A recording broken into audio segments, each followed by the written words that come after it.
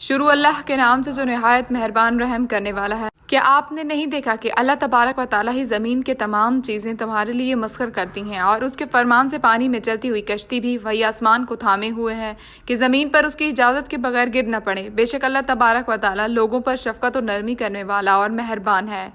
اسی نے تمہیں زندگی بخشی، پھر وہی تمہیں مارے گا، پھر وہی تمہیں زندہ کرے گا۔ بے شک انسان البتہ ناشکرا ہے۔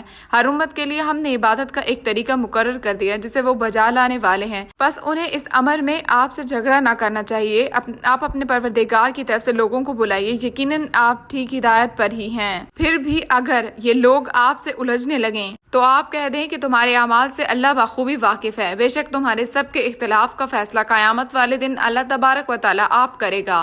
کیا آپ نے نہیں جانا کہ آسمان و زمین کی ہر چیز اللہ تبارک و تعالیٰ کے علم میں ہے؟ یہ سب لکھی ہوئی کتاب میں محفوظ ہے۔ اللہ تبارک و تعالیٰ پر تو یہ امر بالکل آسان ہے، اور یہ کہ اللہ تبارک و تعالیٰ کے سوا ان کی عبادت کر رہے ہیں جس کی کوئی خدائی دلیل نازل نہیں ہوئی، نہ وہ خود ہی اس کا کوئی علم رکھتے ہیں۔ ظالموں کا کوئی مددگار نہیں۔ جب ان کے سامنے ہمارے کلام کی کھلی ہوئی آیتوں کی تلاوت کی جاتی ہے تو آپ کافروں کے چہروں پر ناخوشی کے صاف آثار پہچان لیتے ہیں۔ وہ تو قریب ہوتے ہیں کہ ہماری آیتیں سنانے والوں پر حملہ کر بیٹھیں۔ کہہ دیجئے کہ کیا میں تمہیں اس سے بھی زیادہ بدتر خبر دوں؟ وہ آگ ہے جس کا وعدہ اللہ تبارک و تعالیٰ نے کافروں سے کر رکھا ہے، وہ بہت ہی بری جگہ ہے۔